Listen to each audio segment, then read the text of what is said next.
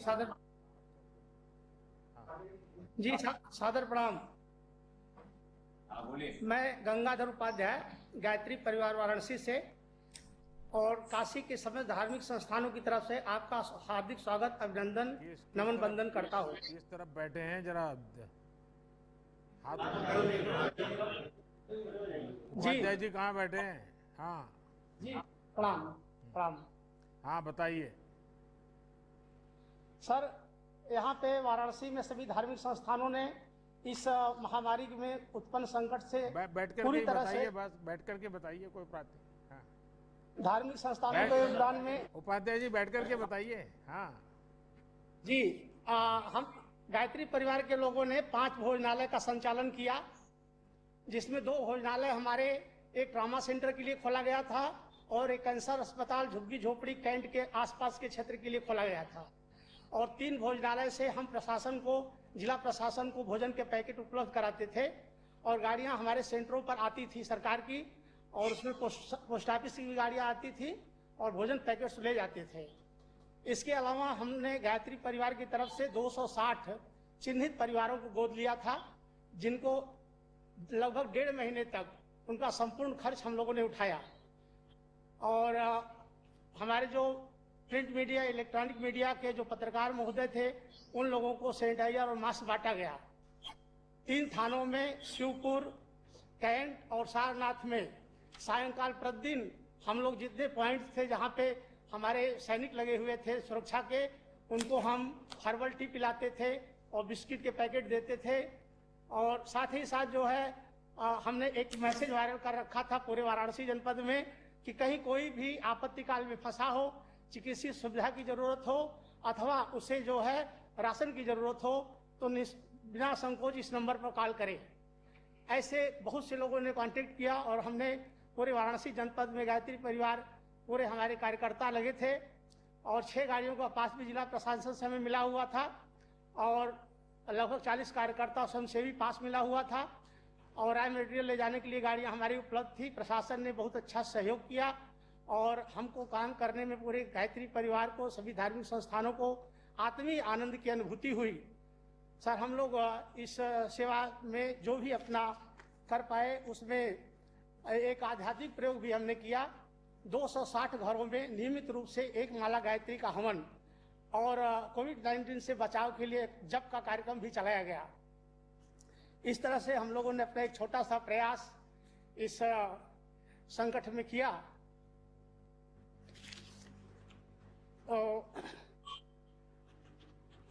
इसमें हमारे प्रशासन की, खास करके हमारे जिलाधिकारी महोदय, उच्च अधिकारी, हमारे कमिश्नर महोदय, ये लोग इतने कोऑपरेटिव थे जो हर एनजीओ को, हर सामाजिक कार्यकर्ता को अपने से जोड़ करके एक अच्छे सेवा का स्वरूप यहाँ तैयार किया और अभूतपूर्व कार्य सेवा का वाराणसी में हुआ।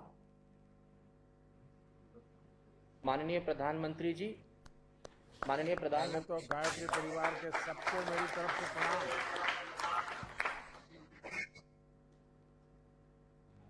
माननीय प्रधानमंत्री जी, सादर नमन। इस पवित्र सावन मास में बाबा विश्वनाथ जी की कृपा से और माता पिता के आशीर्वाद से आपसे संवाद करने का जो ये अवसर प्राप्त हुआ है, यह अविस्मरणीय है। मैं मनीष टंडन, सर्किल प्रमुख HDFC बैंक, काशी के प्रमुख सभी बैंकों, व्यापारिक संगठनों और प्रतिष्ठानों का प्रतिनिधित्व करते हुए ये कहना चाहता हूं कि आपका राष्ट्र के लिए निस्वार्थ एवं प्रतिबद्ध सेवा भाव सभी देशवासियों के लिए प्रेरणा स्रोत। मौजूदा वैश्विक महामारियों में परिस्थितियों में आपके मार्गदर्शन में हम सभी बैंकरों ने, संगठनों ने यथासंभव भोजन सामग्री, राशन शहर और गांव के विभिन्न स्थानों पर जरूरतमंदों तक पहुंचाया। बैंकों द्वारा हॉटस्पॉट क्षेत्रों में मोबाइल ATM की सुविधा भी दी गई। आदरणीय प्रधानमंत्री जी, आपका राष्ट्र के नाम संबोधन हमारे देशवासियों के लिए मानवता का मूल मंत्र बन गया, जिसका जीवंत अनुभव मुझे उस क्षण हुआ जब हम शहर के मलिन बस्ती में भोजन और राशन के वितरण के लिए गए, जहां रोज कमाना खाने वाले हमारे दिहाड़ी भाई बंधुओं की स्थिति और उनके नौनिहालों का भूखा पेट हमें उम्मीद से देखना उसी क्षण मन पसीज गया और कोरोना का भय का स्थान करुणा के भाव ने ले लिया। हमने सब परिवार ये ठान लिया कि अब सबकी सेवा करना इस आपत्ति काल में हमारा धर्म और कर्तव्य है। जब भोजन राशन की व्यवस्था सुचारू रूप से जरूरतमंदों तक पहुंचने लगी, तदुपरांत आयुक्त महोदय और जिलाधिकारी महोदय से बातचीत करके आवश्यक संसाधनों की पूर्ति की जरूरत को चिन्हित किया गया। तत्पश्चात एचडीएफसी बैंक ने पोर्टेबल और सामान वेंटिलेटर भी उपलब्ध कराए, जिसका प्रयोग जिला अस्पताल और बीएचयू अस्पताल में गंभीर मरीजों के लिए किया जा रहा है। इस कड़ी में बैंक ने स्वास्थ्य कर्मियों के लिए पीपीई किट, मास्क और सैनिटाइजर भी उपलब्ध कराए। हमारे सभी कर्मचारी तन मन धन से संस्था के साथ एवं व्यक्तिगत स्तर पर समर्पित है। हमारी टीम आगे भी स्वेच्छा से प्रयासरत रहेगी कि आवश्यक संसाधनों की पूर्ति के लिए जो बन सके वो जरूर करें। आदरणीय प्रधानमंत्री जी, हम सभी आभारी हैं आपके मार्गदर्शन और निर्देशों के और क्रियान्वयन के प्रति, जिससे हर चुनौतियों संकट का सामना हम सभी ने डट कर किया, जिससे काशीवासी सुरक्षित एवं स्वस्थ रहे। पिछले विगत वर्षों में बदलते बनारस का रूप और इससे निरंतर हो रहे कार्य ने इसको पुनः जीवित किया है और नया निखरा बनारस अब दुनिया को देखने को मिल रहा है। हम सभी काशीवासी संकल्पित हैं कि निर्गत निर्देशों का पालन और एकजुटता के सहयोग कर मानवता के स्थापित करेंगे और महामारी पर काबू पाएंगे। जय हिंद, जय भारत, हर हर महादेव।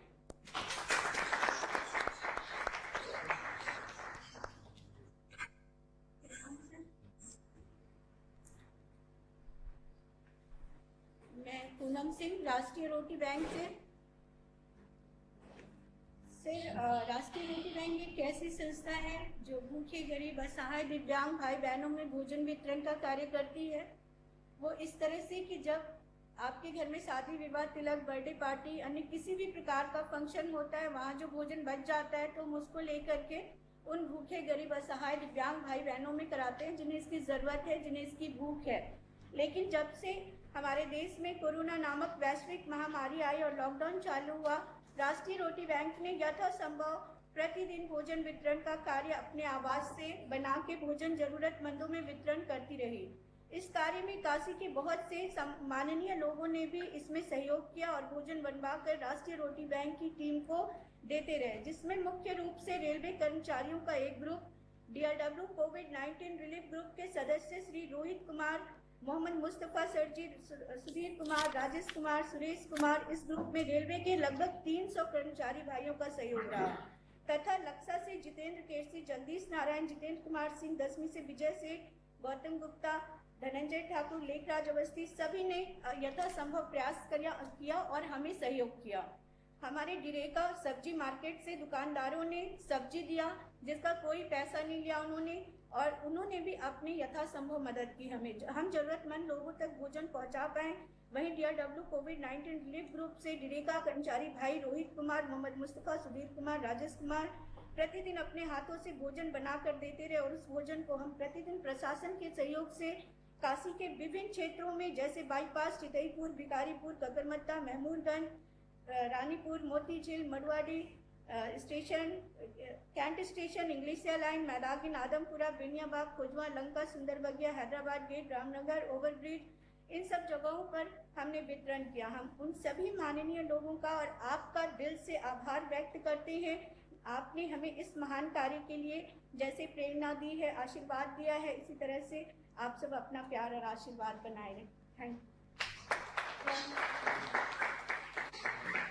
आदरणीय प्रधानमंत्री जी, सबसे पहले मैं मेरी और मुस्लिम समाज की तरफ से आपको सलाम अर्ज करता हूं और आपकी लंबी उम्र और अच्छी सेहत के लिए दुआ भी करता हूं। माननीय प्रधानमंत्री जी, मेरी जिंदगी का ये पहला तजुर्बा रहा है जिसमें सारी दुकानें और सारे लोगों का कारोबार, यहाँ तक कि हमारे पावर लूम और सारे रोजगार बंद थे, जिसमें जिस परेशानी को देखते हुए हम लोगों ने आपकी प्रेरणा से हजारों गरीब परिवारों में राहत सामग्री वितरण किया, जिसमें कच्चा अनाज और पका हुआ भोजन भी था। और इस महामारी में हम लोगों का साथ काफ़ी हद तक यहाँ के जिला प्रशासन ने और उत्तर प्रदेश सरकार ने भी किया, जिसकी वजह से हम लोगों ने हजारों गरीब परिवारों में राहत सामग्री वितरण किया। और माननीय प्रधानमंत्री जी, इस कोरोना की रोकथाम के लिए हम लोगों ने भारी मात्रा में मास्क व सैनिटाइजर का वितरण किया। और पहली बार ऐसा देखने को मिला है कि किसी सरकार के द्वारा इतनी भारी मात्रा में हम लोगों को इतनी भारी मात्रा में अनाज मिला हो। इसके लिए हम लोगों ने कोशिश भी की कि आपके संसदीय क्षेत्र बनारस में कोई भी इंसान भूखा ना सोए, जिसमें काफ़ी हद तक से हम लोगों को कामयाबी मिली। आपकी दुआ से, अल्लाह के करम से हम लोगों को बहुत कामयाबी मिली। और जिसमें हम लोगों का प्रयास, आपको भी सुनने में नहीं आया होगा कि बनारस में कोई भी इंसान भूखा सोया हो। और समय रहते आपने जो लॉकडाउन का निर्णय लिया था, उसकी हम बनारस वासियों आपका बहुत बहुत शुक्रगुजार हूँ कि जो आज 7 लाख कोरोना के मरीज दिख रहे हैं, अगर से आपने समय रहते लॉकडाउन न किया होता तो आज ये करोड़ों में होती। इसके लिए आपका बहुत बहुत दिल से शुक्रिया अदा करते हैं।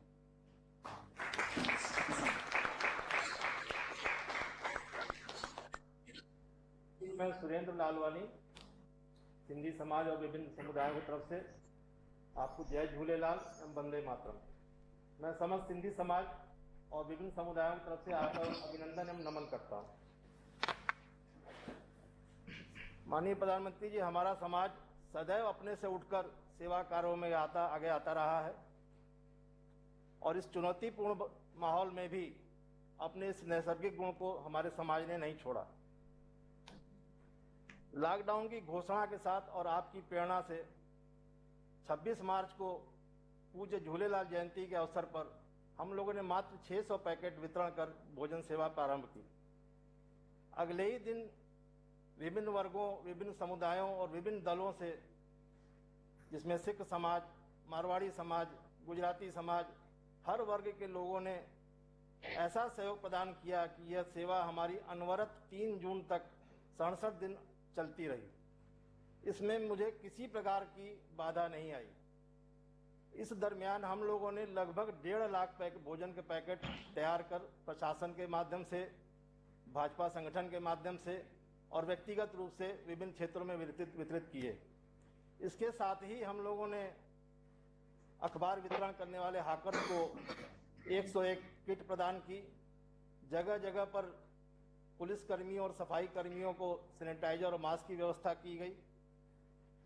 इसी बीच में हमारी एक अन्य संस्था काशी सिंधु सेवा ट्रस्ट द्वारा एक धनराशि प्राइम मिनिस्टर केयर फंड में 11 लाख रुपए की प्रदान की गई।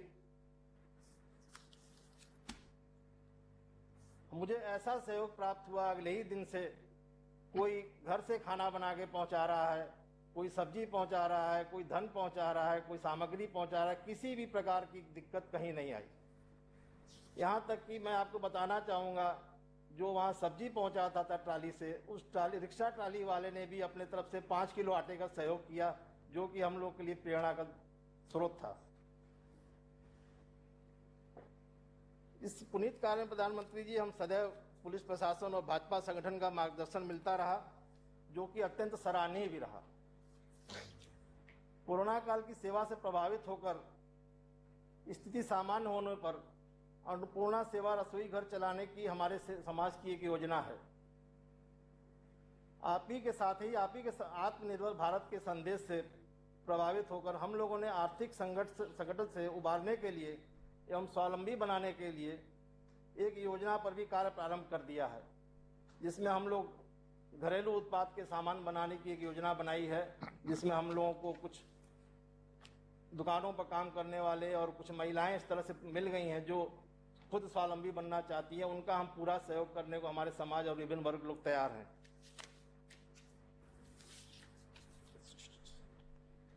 हम सभी पुनः आपका आभार करते हुए आपको साधुवाद प्रदान करते हैं कि आपकी प्रेरणा से यह कार्य संभव हो सके।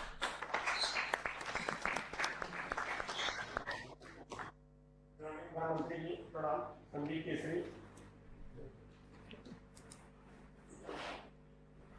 उसके सर्वानी समाज की ओर से हमारी संस्था ने काशी में कोई भी भूखा न रह जाए इस नारे को सत्यार्थ करने हेतु अनवरत लगातार 70 दिनों तक मोदी कम्युनिटी किचन का निर्माण किया और मोदी किचन के नाम से जरूरतमंदों में, गरीबों में, जहाँ भी हम लोगों को लगता था नहीं यहाँ है तो हम लोग को जाना और वहाँ हम लोगों ने भोजन पहुँचाने का कार्य किया। इसमें प्रमुख रूप से जिला प्रशासन का भी बहुत सहयोग मिला, भाजपा संगठन का सहयोग मिला। फूड सेल की गाड़ियाँ, बीडीए की गाड़ियाँ ये हम लोगों के आती थी और इनके माध्यम से भोजन वितरण किया जाता था।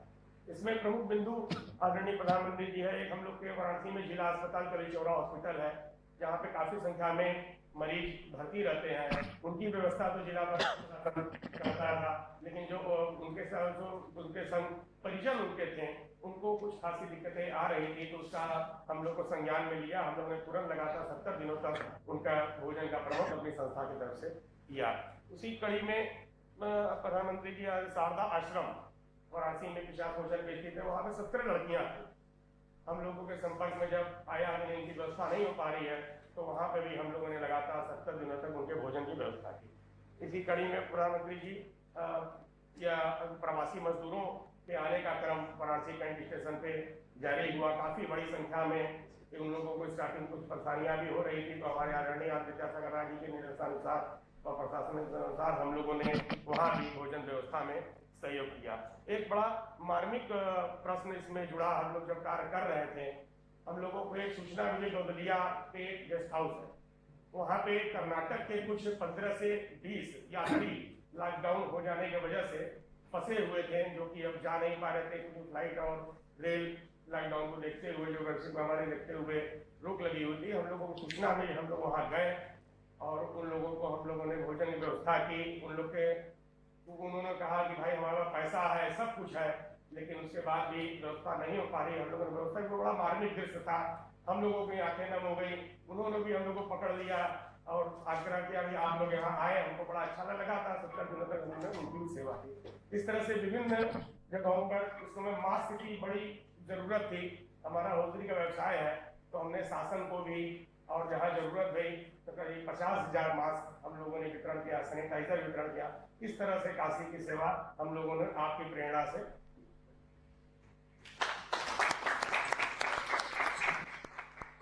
प्रधानमंत्री जी से अनुरोध करता हूं कि अपना मार्गदर्शन देने की कृपा करें। माननीय प्रधानमंत्री जी।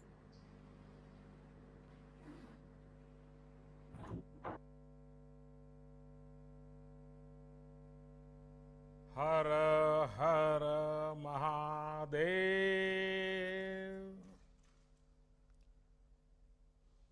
काशी के पुण्य धरती के आप सब पुण्यात्मा लोगन के प्रणाम हो। सावन महीना चल रहा है, ऐसे में बाबा के चरणों में आने का मन हर किसी को करता है, लेकिन जब बाबा की नगरी के लोगों से रूबरू होने का मौका मिला है, तो ऐसा लगता है कि आज मेरे लिए एक दर्शन करने का सौभाग्य प्राप्त हुआ है। सबसे पहले तो आप सभी को भगवान भोलेनाथ के इस प्रिय महीने की बहुत बहुत शुभकामनाएं। ये भगवान भोलेनाथ के ही आशीर्वाद है कि कोरोना के इस संकट काल में भी हमारी काशी उम्मीद से भरी हुई है, उत्साह से भरी हुई है। ये सही है कि लोग बाबा विश्वनाथ धाम इन दिनों नहीं जा पा रहे, और वो भी सावन में न जा पाना, तो आपकी पीड़ा मैं समझ सकता हूं। ये भी सही है कि मानस मंदिर हो, दुर्गा कुंड हो, संकट मोचन में सावन का मेला, सब कुछ स्थगित हो गया है, नहीं लग पा रहा है। लेकिन ये भी सही है कि इस अभूतपूर्व संकट के समय में और मेरी काशी, हमारी काशी ने इस अभूतपूर्व संकट का डटकर मुकाबला किया है। आज का ये कार्यक्रम भी तो इसी की एक कड़ी है। कितनी ही बड़ी आपदा क्यों न हो, किसी को काशी के लोगों की जीवटता का कोई मुकाबला नहीं कर सकता। जो शहर दुनिया को गति देता हो, उसको सामने कोरोना क्या चीज है, ये आपने दिखा दिया है। मुझे बताया गया है कि कोरोना के अब काशी की जो विशेषताएं हैं, इस कोरोना के कारण काशी में चाय की अड़ियां वो भी सुनी हो गई हैं, तो अब डिजिटल अड़ी शुरू हो गई है। अलग अलग क्षेत्र की विभूतियों ने अड़ी परंपरा को तो जीवंत किया है। यहां की जिस संगीत परंपरा को बिस्मिल्लाह खां जी, गिरिजा देवी जी, हीरालाल यादव जी जैसे महान साधकों ने समृद्ध किया, उसको आज काशी के सम्मानित कलाकार, नई पीढ़ी के कलाकार आगे बढ़ा रहे हैं। इस तरह के अनेक काम पिछले 3-4 महीने में काशी में निरंतर हुए हैं। इस दौरान भी मैं लगातार योगी जी से संपर्क में रहता था, सरकार के अलग अलग लोगों से संपर्क में रहता था। काशी से जो खबरें मेरे पास आती थी, उसमें क्या करना क्या नहीं करना, लगातार सबसे बात करता था। और आप में से भी कई लोग हैं, बनारस में कई लोगों से मैं रेगुलरली फोन पर बात करता था, सुख दुख पूछता था, जानकारियां लेता था, फीडबैक लिया करता था। और उसमें से कुछ इसी कार्यक्रम में भी मुझे पक्का भरोसा है कि आप बैठे होंगे जिनसे कभी मेरी फोन पे बात भी हुई होगी। संक्रमण को रोकने के लिए कौन क्या कदम उठा रहा है, अस्पतालों की स्थिति क्या है, यहां क्या व्यवस्थाएं की जा रही है, क्वारंटीन को लेकर के क्या हो रहा है, बाहर से आए श्रमिक साथियों के लिए हम कितना प्रबंध कर पा रहे हैं, ये सारी जानकारियां मैं बिल्कुल लगातार लेता रहता था। साथियों, हमारी काशी में बाबा विश्वनाथ और मां अन्नपूर्णा दोनों विराजते हैं।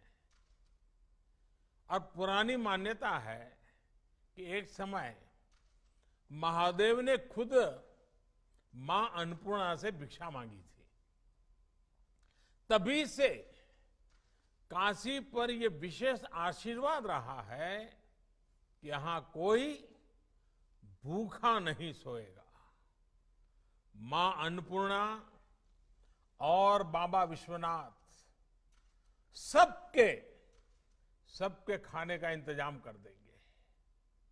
आप सभी के लिए, तमाम संगठनों के लिए, हम सभी के लिए ये बहुत सौभाग्य की बात है कि इस बार गरीबों की सेवा का माध्यम भगवान ने हम सबको बनाया है, विशेषकर आप सबको बनाया है।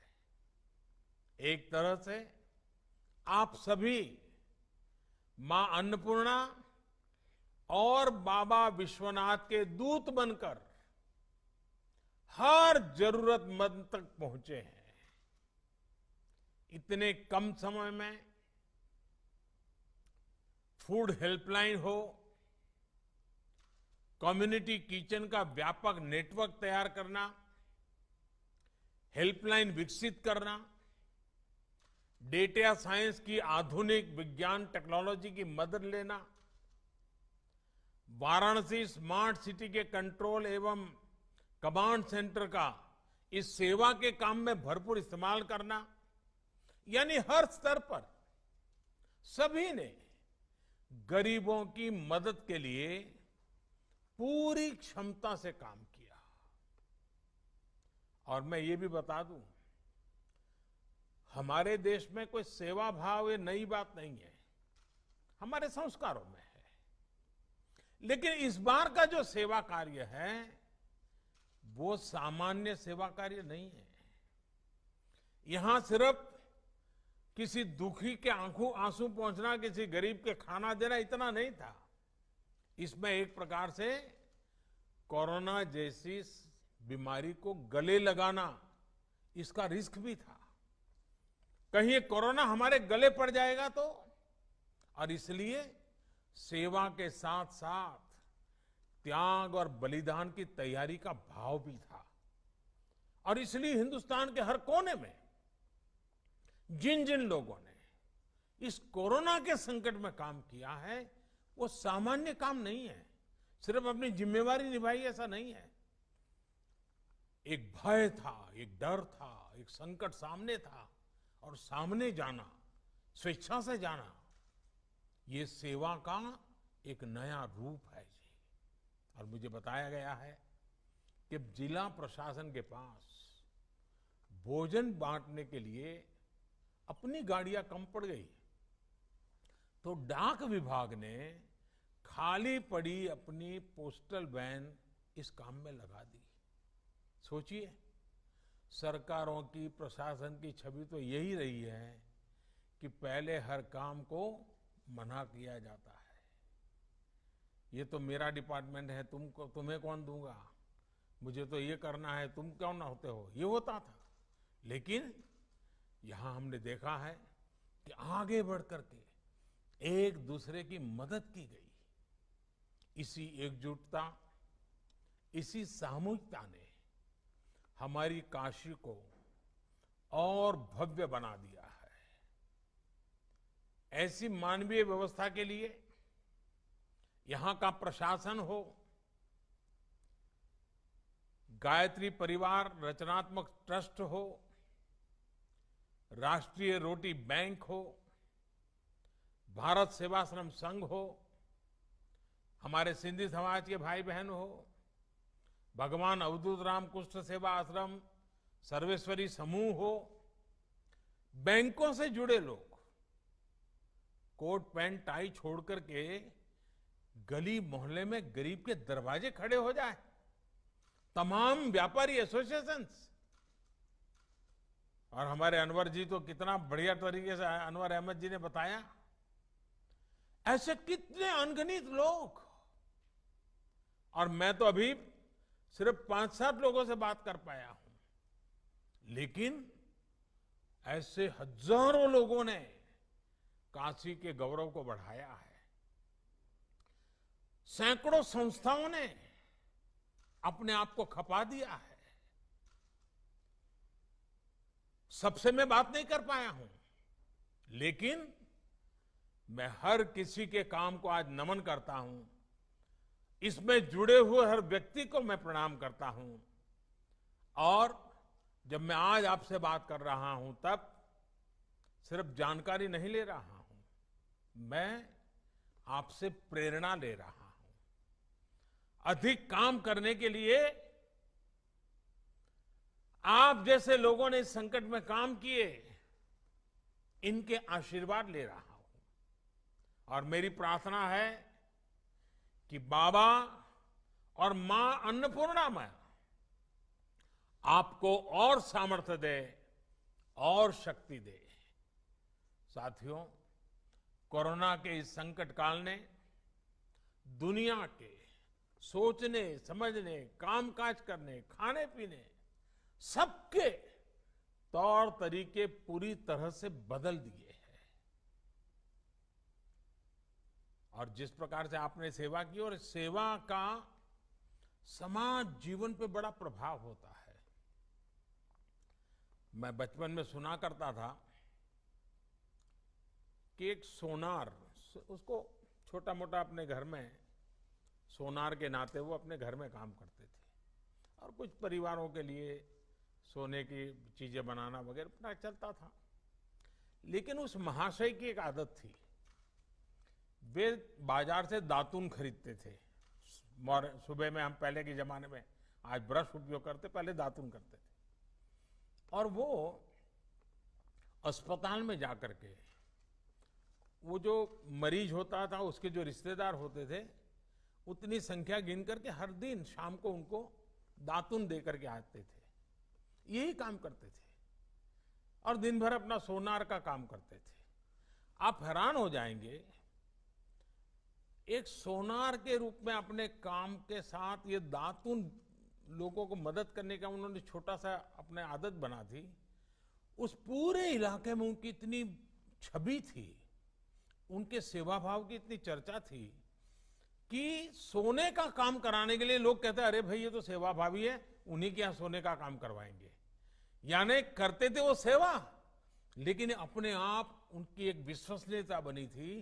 उनके अपने के सोने के काम को हर परिवार के वो विश्वस्त व्यक्ति बन चुके थे। यानी हमारा समाज ऐसा है, सेवा भाव को सिर्फ कुछ पाया, कुछ मिला उतने से नहीं, उससे भी बहुत अधिक भाव से देखता है। और जो सेवा लेता है वो भी मन में ठान लेता है कि जब मौका मिलेगा वो भी किसी की मदद करेगा। ये चक्र चलता रहता है और यही तो समाज को प्रेरणा देता है।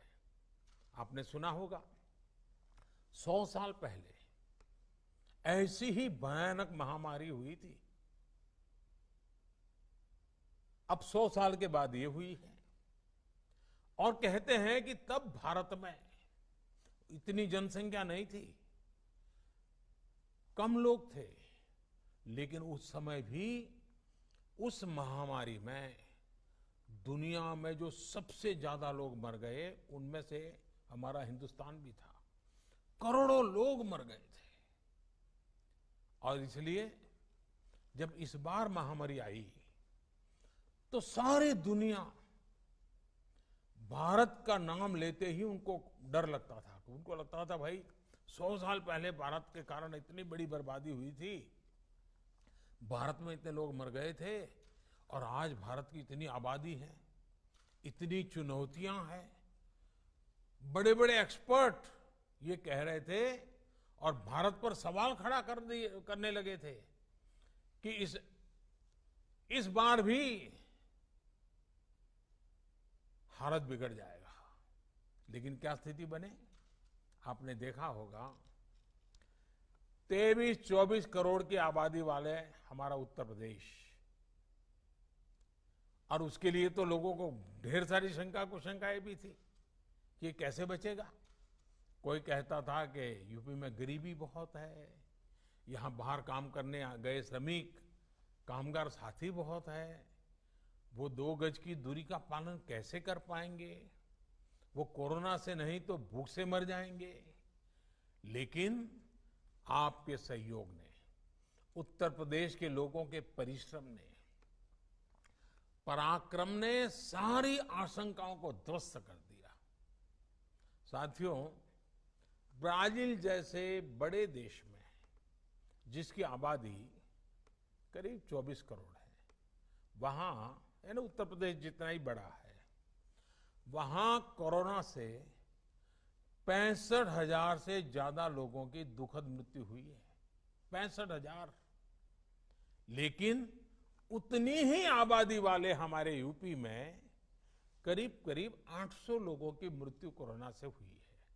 यानी यूपी में कोरोना से हजारों जिंदगियां जिसकी मरने की संभावना दिखाई जाती थी उसको बचाई गई है, बचा लिया गया है।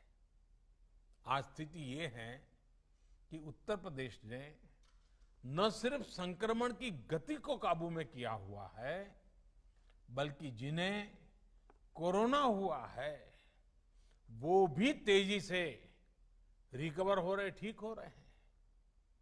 और इसकी बहुत बड़ी वजह आप जैसे अनेक महानुभावों की जागरूकता, सेवा भाव, सक्रियता, आप जैसे सामाजिक, धार्मिक और परोपकारी संगठनों का ये जो सेवा भाव है, आपका ये जो संकल्प है, आपके संस्कार है, जिसने इस कठिन समय से कठिन दौर में समाज के हर व्यक्ति को कोरोना के खिलाफ लड़ाई लड़ने की ताकत दी है, बहुत बड़ी मदद की है। साथियों, हम तो काशीवासी हैं और कबीरदास जी ने कहा है, सेवक फल मांगे नहीं, सेव करे दिन रात। सेवा करने वाला सेवा का फल नहीं मांगता, दिन रात निस्वार्थ भाव से सेवा करता है। दूसरों की निस्वार्थ सेवा के हमारे यही संस्कार हैं जो इस मुश्किल समय में देशवासियों के काम आ रहे हैं। इसी भावना के साथ केंद्र सरकार ने भी निरंतर प्रयास किया है कि कोरोना काल के इस समय में सामान्य जन की पीड़ा को साझा किया जाए, उसको कम करने के लिए लगातार कोशिश की जाए। गरीब को राशन मिले, उसकी जेब में कुछ रुपये रहें, उसके पास रोजगार हो और वो अपने काम के लिए ऋण ले सके। इन सभी बातों पर ध्यान दिया है। साथियों, आज भारत में 80 करोड़ से ज्यादा लोगों को, यह आंकड़ा बहुत बड़ा है, 80 करोड़ से ज्यादा लोगों को मुफ्त राशन दिया जा रहा है। इसका बहुत बड़ा लाभ बनारस के भी गरीबों को, श्रमिकों को हो रहा है। आप कल्पना कर सकते हैं कि भारत अमेरिका से भी 2 गुनी आबादी से, यानी अमेरिका की जो टोटल जनसंख्या है उससे डबल लोगों को एक पैसा लिए बिना उनका भरण पोषण कर रहा है। और अब तो इस योजना को नवंबर अंत तक, यानी दीपावली और छठ पूजा यानी 30 नवंबर तक इसको बढ़ा दिया गया है। हमारी कोशिश यही है कि किसी गरीब को त्योहारों के समय में खाने पीने की कमी ना हो। खाने के साथ साथ लॉकडाउन के कारण गरीब को खाना पकाने के लिए ईंधन की दिक्कत ना हो, इसके लिए उज्ज्वला योजना के लाभार्थियों को पिछले 3 महीने से मुफ्त गैस सिलेंडर दिया जा रहा है। साथियों, गरीबों के जनधन खाते में हजारों करोड़ रुपए जमा कराना हो या फिर गरीबों के, श्रमिकों के रोजगार की चिंता, छोटे उद्योगों को, रेहड़ी ठेला लगाने वालों को आसान ऋण उपलब्ध कराना हो या खेती, पशुपालन, मछली पालन और दूसरे कामों के लिए ऐतिहासिक फैसले, और सरकार ने लगातार काम किया है। कुछ दिन पहले ही 20,000 करोड़ रुपए की मत्स्य संपदा योजना को भी मंजूरी दी गई है। इसका लाभ भी इस क्षेत्र के मछली पालकों को होगा। इसके अलावा यहां यूपी में कुछ दिन पहले ही रोजगार और स्वरोजगार के लिए एक और विशेष अभियान चलाया गया है। इसके तहत हमारे जो हस्तशिल्पी हैं, बुनकर है, दूसरे कारीगर है या फिर दूसरे राज्यों से जो भी श्रमिक साथी गांव लौटे हैं, ऐसे लाखों कामगारों के लिए रोजगार की व्यवस्था की गई है। साथियों, कोरोना की ये आपदा इतनी बड़ी है कि इससे निपटने के लिए लगातार काम हमें करना ही होगा। हम संतोष मानकर के बैठ नहीं सकते हैं। हमारे बुनकर भाई बहन हो, नाव चलाने वाले हमारे साथी हो, व्यापारी कारोबारी हो, सभी को मैं आश्वस्त करना चाहता हूं कि हमारा निरंतर प्रयास है कि सभी को कम से कम दिक्कत हो और बनारस भी आगे बढ़ता ही रहे। मैंने कुछ दिन पहले ही बनारस के विकास कार्यों को लेकर प्रशासन से, शहर के हमारे विधायकों से भी टेक्नोलॉजी के माध्यम से लंबी मुलाकात की थी, बहुत डिटेल में बातचीत की थी। एक एक चीज को मैंने टेक्नोलॉजी और ड्रोन की पद्धति से मॉनिटर किया था। इसमें सड़कों, बिजली, पानी हो, जैसे तमाम प्रोजेक्ट के साथ साथ बाबा विश्वनाथ धाम प्रोजेक्ट की स्थिति को लेकर भी विस्तृत जानकारी मुझे दी गई थी। मैंने आवश्यक सूचनाएं भी दी थी। कुछ रुकावटें होती है तो उसको दूर करने के लिए जहां जहां कहना था वहां भी कहा था। इस समय काशी में ही लगभग 8,000 करोड़ रुपए के अलग अलग प्रोजेक्ट्स पर काम तेजी से चल रहा है। 8,000 करोड़ रुपयों के काम यानी अनेक लोगों को रोजी रोटी मिलती है। जब स्थितियां सामान्य होगी तो काशी में पुरानी रौनक भी उतनी ही तेजी से लौटेगी। इसके लिए हमें अभी से तैयारी भी करनी है और इसलिए ही टूरिज्म से जुड़े सभी प्रोजेक्ट्स जैसे cruise tourism, light and sound show, Dashashwamedh Ghat उसका पुनरुद्धार, गंगा आरती के लिए ऑडियो वीडियो स्क्रीन लगाने का काम, घाटों पर और भी व्यवस्था प्रबंधन का काम, ऐसे हर प्रोजेक्ट को तेजी से पूरा करने पर ध्यान दिया जा रहा है। साथियों, आने वाले समय में काशी को आत्मनिर्भर भारत अभियान का भी एक बड़ा केंद्र बनते हुए हम सभी देखना चाहते हैं और ये हम सबकी जिम्मेवारी भी है। सरकार के हाल के फैसलों के बाद यहां की साड़ियां, यहां के दूसरे हस्तशिल्प के लिए, यहां के डेयरी, मत्स्य पालन और मधुमक्खी पालन के व्यवसाय के लिए नई संभावनाओं के द्वार खुलेंगे। बी वैक्स की बहुत अधिक डिमांड दुनिया में है। इसको पूरा करने का प्रयास हम कर सकते हैं। मैं किसानों से, युवा साथियों से भी ये आग्रह करूंगा कि इस प्रकार के व्यवसाय में बढ़ चढ़ करके भागीदारी सुनिश्चित करें। हम सभी के प्रयासों से हमारी काशी भारत के एक बड़े एक्सपोर्ट हब के रूप में विकसित हो सकती है और हमें करना चाहिए। काशी को हम आत्मनिर्भर भारत अभियान की प्रेरक स्थली के रूप में भी विकसित करें, स्थापित करें। साथियों, मुझे अच्छा लगा आज आप सबके दर्शन करने का मौका मिला और काशी वासियों के सावन महीने में दर्शन होना अपने आप में सौभाग्य होता है।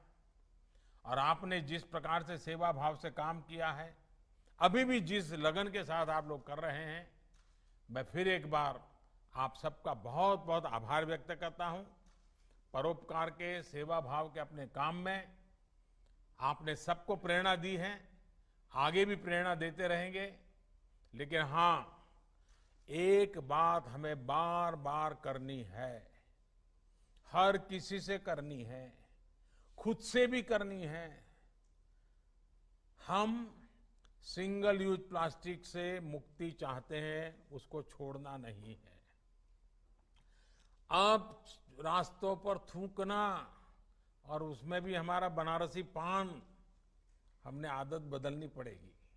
दूसरा, 2 गज की दूरी, गमछे या फेस मास्क और हाथ धुलने की आदत को न हमें छोड़ना है, न किसी को छोड़ने देना है। अब इसको हमारे संस्कार बना देना है, स्वभाव बना देना है। बाबा विश्वनाथ और गंगा मैया का आशीर्वाद हम सभी पर बना रहे, इसी कामना के साथ मैं मेरी वाणी को विराम देता हूं और फिर से एक बार आपके इस महान कार्य को प्रणाम करता हूं। बहुत बहुत धन्यवाद। हर हर महादेव।